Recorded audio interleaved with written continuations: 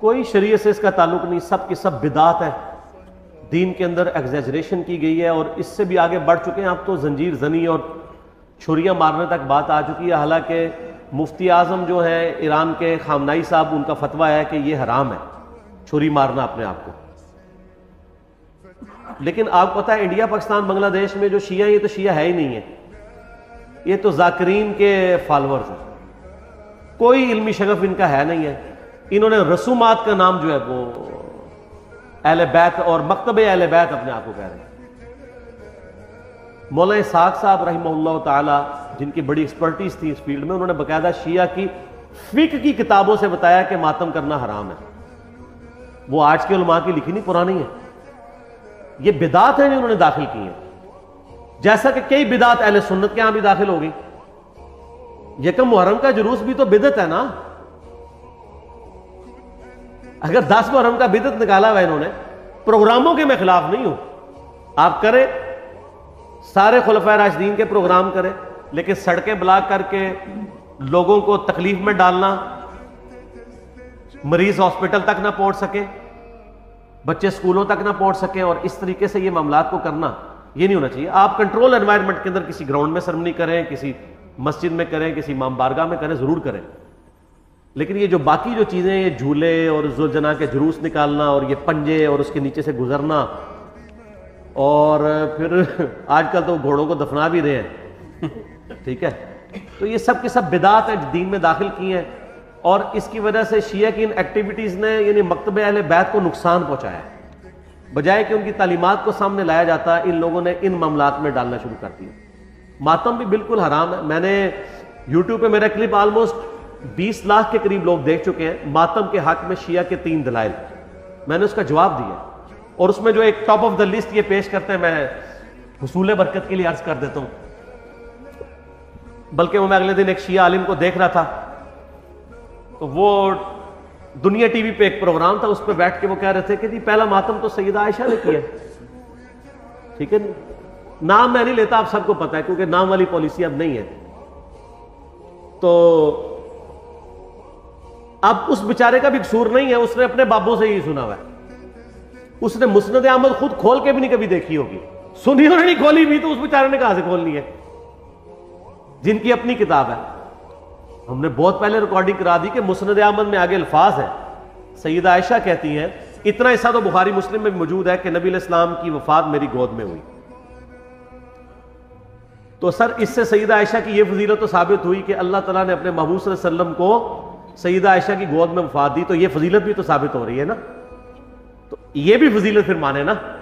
जैसा कि अहले हदीस जब वो मौजों पे मसे, जुराबों के मसे की बात शुरू करते हैं, तो कहते हैं वो तो बुखारी मुस्लिम में पगड़ी पे मसा की भी हदीस है।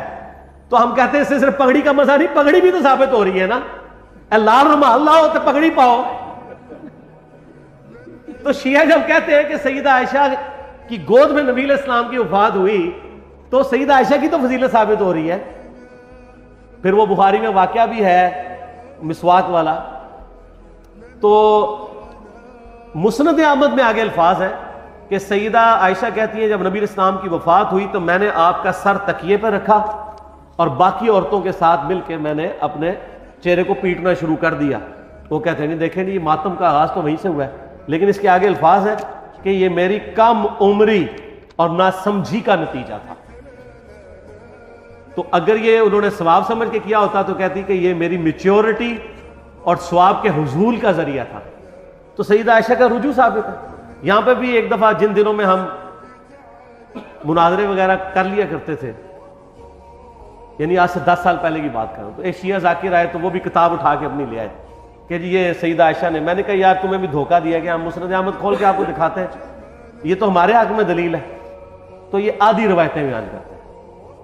तो सैयदा आयशा का कोई मातम साबित नहीं। दूसरी दलील ये वो कुरान पाक से लेते हैं कि जब फरिश्तों ने आके बिशारत दी सैयदना इब्राहिम की जो पहली बीवी थी सारा, कि उनके यहां भी अब औलाद होगी, तो उन्होंने हैरानगी में अपना चेहरा पीटा था। जैसे औरतें कहती हाय, अब बुढ़ापे में एक 80-90 साल की बुढ़िया प्रेग्नेंट हो जाए तो वो तो परेशान ही होगी ना।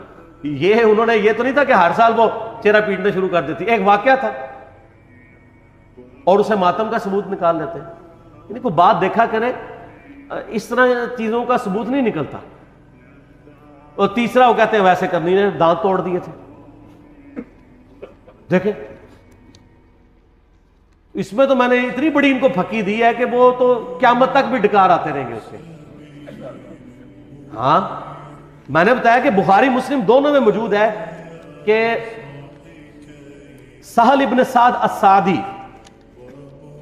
रज़ी अल्लाह ताला अन्हु कहते हैं कि अल्लाह की कसम मैं जानता हूं कि ग़ज़वा ओहद के मौके पे जब नबी सल्लल्लाहु अलैहि वसल्लम के दांत शहीद हुए थे और आपका खून नहीं रुक रहा था, तो किसने नबी अलैहिस्सलाम के जख्म को धोया था और किसने मरहम पट्टी की थी?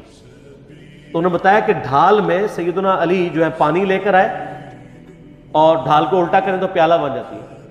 तो सैयदा फातिमा उस जख्म को धोती थी और जब खून नहीं रुक रहा था तो सैयदा फातिमा ने एक कॉटन का कपड़ा जला के उसकी राख रखी तो खून रुक गया। ये साल इब्न साद सादी आले उमैया के दौर में सैयदना अली की फजीलत बयान किया करते थे बुखारी मुस्लिम में, कसमें उठा उठा के, क्योंकि हज के मौके पे लोग उनको आके मिलते थे कि अब चंद एक सहाबा जिंदा रह गए, उनमें से एक ही है। तो वो फिर आले उमैया के दौर में मौला अली के फजाइल बयान करते थे। तो मैंने ये फकी दी है कि जिस शख्सियत के सामने दांत शहीद हुए हैं उसने तो अपने दांत नहीं तोड़े। ज्यादा इफेक्ट तो उस बंदे पे हो जिसने अपनी आंखों के सामने मरहम पट्टी की, यानी सैयदना अली और सैयदा फातिमा, इन्होंने दांत तोड़े दोनों ने क्या? तो क्या अवैसे करनी को आप उनसे बड़ा आशिक़ रसूल कहेंगे? तो अपने ईमान की फिक्र करें। ये तो वैसे करनी इस तसव्वुर से खुद भी कांप उठेंगे। अल मुस्तदरिल हाकिम में मौजूद है कि सैयदना वैसे करनी रहमहुल्लाह ताला जंगे सिफीन के मौका पर मौला अली के पास आए, उनके हाथों पे बैत की और मुआविया इब्न अबी सुफियान के खिलाफ लड़ते हुए शहीद हुए हैं मौला अली की तरफ से। ये अल मुस्तदरिल हाकिम में मौजूद है।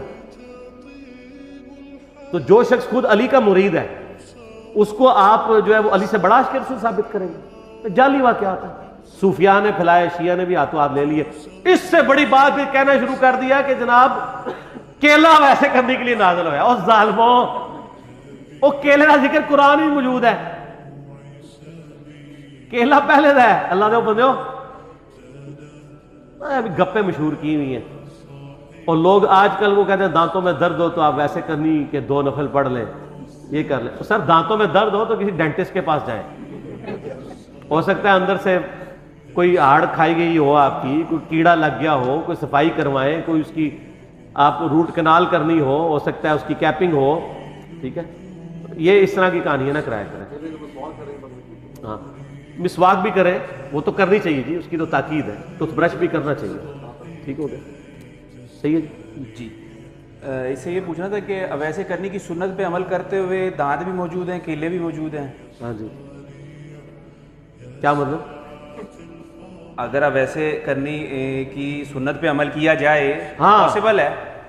हाँ बिल्कुल सही बात है। ये मशवरा दे रहे हैं कि जो वैसे करने की दलील लेते हैं वो उनके दांत तोड़े, अपने केले उनके लिए मौजूद है। बिल्कुल ठीक।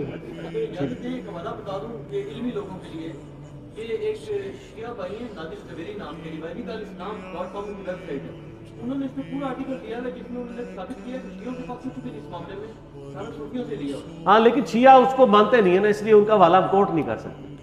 नादर को वो कोर्ट ही नहीं करेंगे। जिस तरह डक्कू साहब का हम हवाला दें, वो कहते हैं डक्कू से वाबी है, वो कहते हैं वाबी शिया है।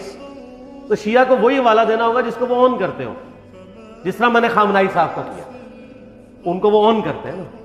इस तरह का तो जो भी बात करेगा उसको तो निकाल के परे मारते हैं। जैसे अब अहले हदीस को मौलाना इसहाक साहब का हवाला तो नहीं दिया जा सकता, कैसे दें? वो उन्होंने निकाल दिया हुआ है, ठीक हो गया।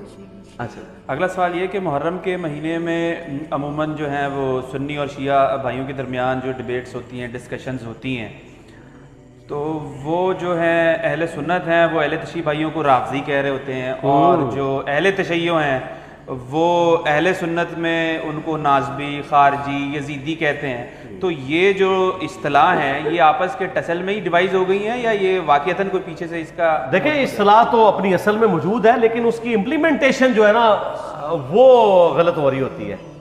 अपने मकासद के लिए, पेट के लिए हो रहा है सब कुछ। नासबियत की इस्तिलाह शुरू से मौजूद है, राफ़ज़ियत की शुरू से मौजूद है। नसब अरबी जुबान में कहते हैं खड़ा करने को।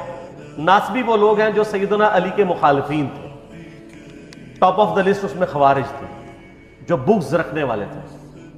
या अहले सिफीन। अहले जमल को मैं नहीं कहता क्योंकि अहले जमल तो बैकफुट पे चले गए थे।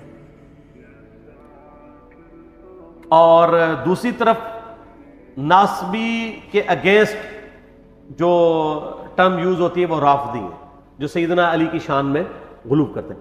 ज़ाहिर है